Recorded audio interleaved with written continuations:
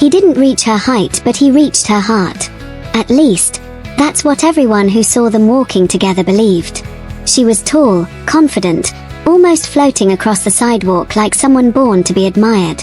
He walked beside her, shorter, quieter, and always slightly behind, not because he was afraid, but because he was used to letting the world underestimate him. And today, he had planned to surprise her with something she'd never forget. He held flowers in his left hand and a hidden ring box in his right pocket. But she had no idea. She only kept smiling, adjusting her hair, unaware that the next 30 minutes would turn both their lives upside down. Their walk looked normal at first, but tension was hiding in her soft laugh. She had been receiving strange phone calls all week, unknown numbers, silent calls, sometimes a voice saying only her name and hanging up. She told him nothing, not wanting to ruin the moment. She didn't want to appear paranoid. She didn't want her fears to become real. But today, she felt it again. The feeling that someone was watching her, following her. She tried to push the thought aside, holding on to the warmth of the moment, the warmth of him. They reached the park, the place where he first confessed his love for her, the place where she first realized height meant nothing when the heart felt full. The sky was golden, the wind gentle, and he knew it was the right moment. But just as he took a breath to speak, she heard footsteps behind them. Heavy, fast. She turned quickly.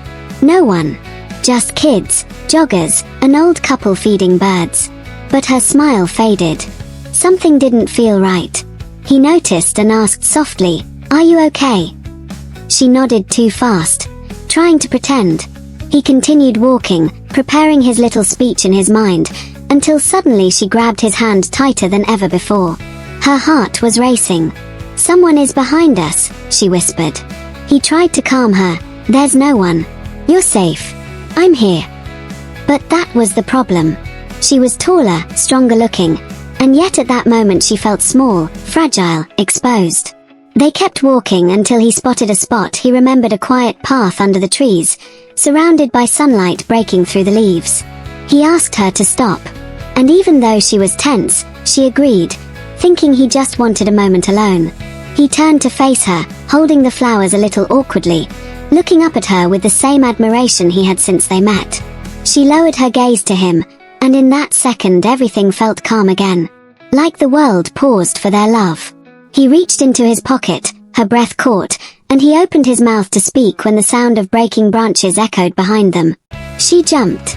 He froze. Slowly, they both turned.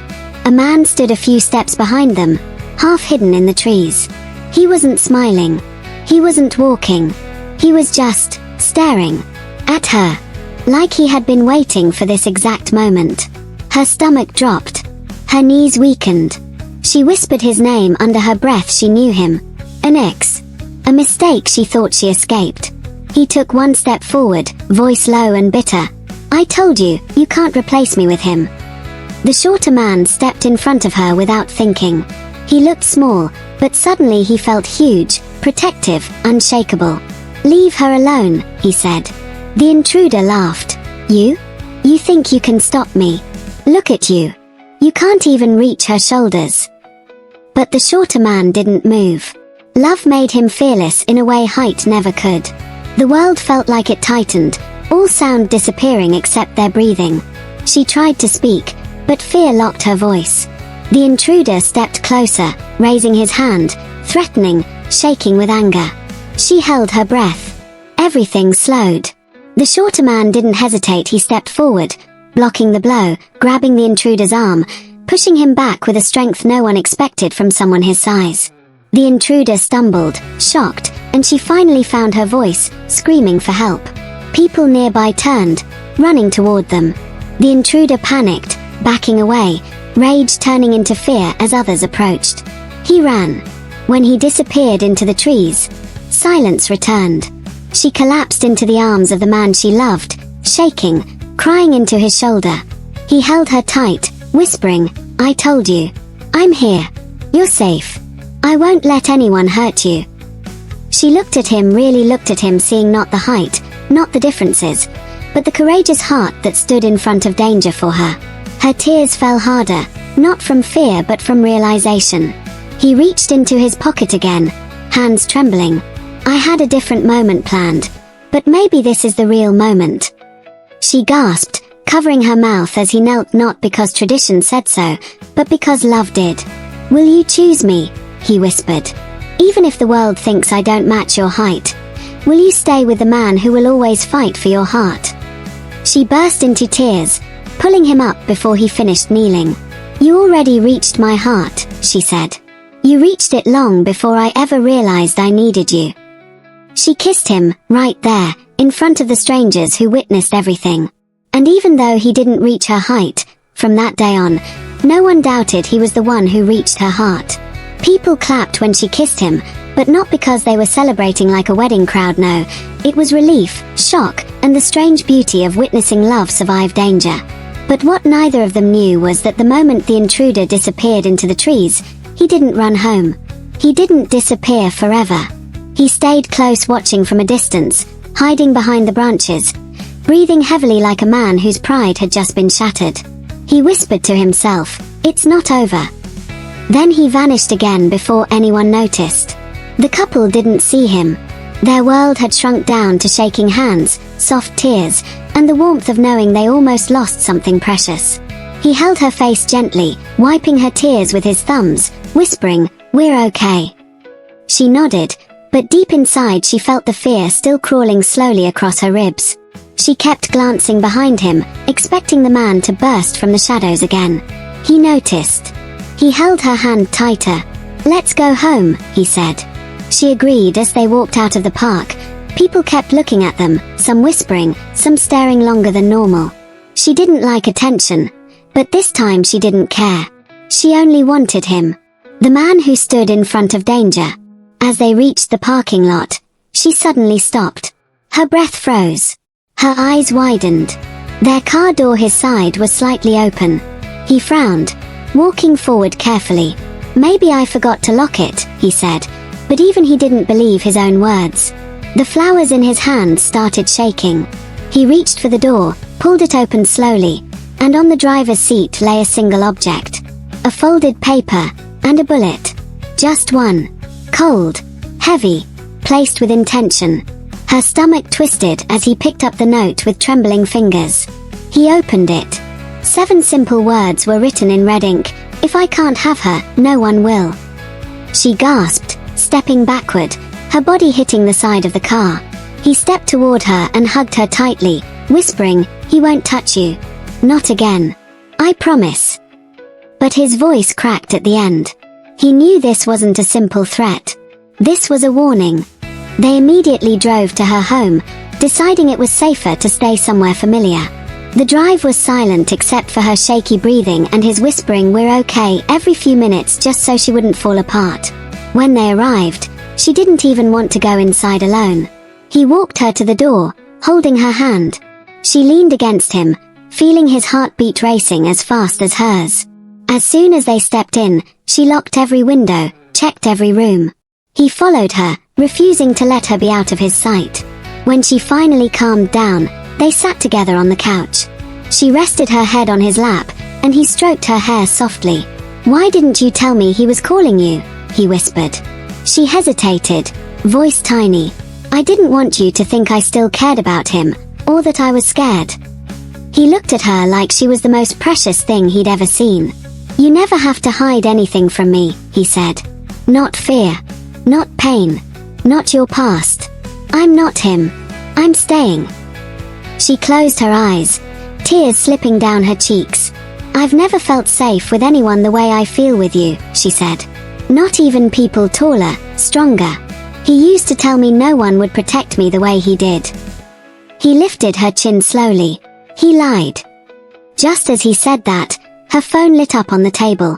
One message. One number. Unknown. She sat up fast, hands trembling, eyes wide with fresh fear. He grabbed the phone before she did. He opened the message. It was a photo. A photo taken from outside. A photo of them, right now, sitting on the couch. His heart stopped. Her breath vanished. The window behind them was slightly open. A chill filled the room. She covered her mouth, crying silently. He stood instantly, locking the window, closing the curtains, checking outside in pure panic. But the street was empty. Too empty. He sat back beside her, taking her hands again. "Listen to me," he whispered. "He thinks he can scare us. But I will not let him touch you." She fell into his arms again, shaking uncontrollably. "I just want this to stop," she whispered. "I don't want to lose you." He held her as if she would break. "You won't lose me," he said. "You hear me? I'm not letting go." But outside, hiding behind a fence just out of sight, the intruder whispered to himself with a smile that didn't reach his eyes. Night fell slowly, but inside the house, time didn't move at all. She stayed wrapped in his arms, feeling the warmth of his chest rise and fall as if that was the only thing keeping her from collapsing completely. He held her tighter every time her body trembled. He wanted to protect her, he needed to protect her, but fear had already slipped into both of their bones. The message changed everything. He wasn't just threatening. He was close. Too close. She finally whispered, "What if he's still outside?" Her voice was so thin it sounded like it could break. He stroked her back gently. "I'll check," he said. "Stay inside. Don't move." She grabbed his hand. "No, don't leave me alone." He hesitated, then nodded. He walked with her toward the front door, every step echoing in the quiet house. He pulled the curtain back just a little. The street was dark. Still. Not a single shadow moving. Not a single sound except the far-off hum of a motorcycle and the soft whistle of the night wind. But then he noticed something strange. Her mailbox was slightly open. He knew it hadn't been earlier. Something shiny glinted inside under the streetlight. His stomach dropped. He whispered, "Wait here." She whispered louder, "No." But he was already stepping outside. The air felt colder than it should. He walked to the mailbox, hand shaking, and opened it slowly. Inside was another note. Smaller. Folded tightly. He opened it under the porch light. One sentence. "You can't protect her forever." He closed his eyes, fighting the rage boiling in him. He walked back inside quickly, locked the door, and she rushed to him, seeing the note in his hand. She didn't even want to read it. She leaned into him, tears sliding silently down her face. He held her face with both hands. "Listen to me. I'm going to keep you safe. I don't care what he writes. I don't care where he hides. He won't touch you." But right as he said that, his phone vibrated. An unknown number. He stared at it for a moment too long. His jaw tightened. He answered. Silence. Heavy breathing. Then a deep voice whispered, "You think your height doesn't matter? It does. You're small. Weak. And when I come for her, you won't be enough." He clenched his teeth, trying not to explode. "If you ever come near her again, I swear." But the caller hung up. She heard everything. She backed away slowly, her hand over her mouth. She whispered, "He's not going to stop. This is my fault. I brought this danger into your life." He stepped forward and grabbed her hands. "Don't say that. He's doing this because he's sick. You didn't choose this." But she shook her head violently. "I can't let him hurt you." Tears blurred her vision. "You're the only person who's ever loved me right. What if he destroys that?" He pulled her into his chest again, whispering into her hair. "He's not taking you away from me. You hear me?" But even as he said it, he felt the weight of danger pressing against the windows, sliding under the doors. The intruder wasn't just angry. He was obsessed. He decided to stay with her overnight. He checked every lock, every window, every blind. He even moved a chair against the front door. She watched him, feeling guilt twist inside her like a knife. "You shouldn't be here," she whispered. "He'll target you because of me." He walked to her, lifted her chin, and whispered, "I'd rather face him 1,000 times than leave you alone once." She broke down crying again, falling into his arms. They curled up together on the couch, too afraid to sleep. She rested her head on his chest. He held her tighter. Hours passed. The clock ticked. Midnight came. 1 a.m. 2 a.m. Silence. At around 3 a.m., she finally drifted into a shaky sleep. He brushed her hair back gently, whispering, "I love you." But then right as he leaned back, the floor outside the front door creaked. Once. Softly. Deliberate. His breath stopped. Every muscle in his body tensed. He stared at the door. No sound. Then another soft step. Closer. Someone was on the porch. He slowly, very slowly, slid her head off his chest and stood up, heart pounding so hard he could hear it in his ears. He reached for the nearest object he could use, a metal umbrella stand. He held it tightly. The house was silent. The footsteps outside stopped. He walked toward the door. One slow step. Then another. Then the doorknob turned. Gently. Quietly. Someone was trying to open the door. He froze. The chair he placed under the handle trembled from the tension. He raised the umbrella stand, ready to defend her with everything he had. She woke up suddenly, eyes wide, breathing fast. "What's happening?" she whispered, voice trembling. He didn't look back at her. He kept staring at the door. "Stay behind me," he whispered. The doorknob twisted again. Harder this time. The wood creaked. She grabbed his shirt from behind, shaking violently. He lowered his stance, ready. Then, suddenly, the doorknob stopped turning. Silence. Then footsteps walking away. Slow. Heavy. Taunting.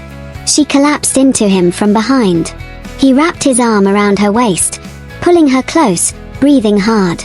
They stayed still, listening, waiting for another sound. But there was nothing.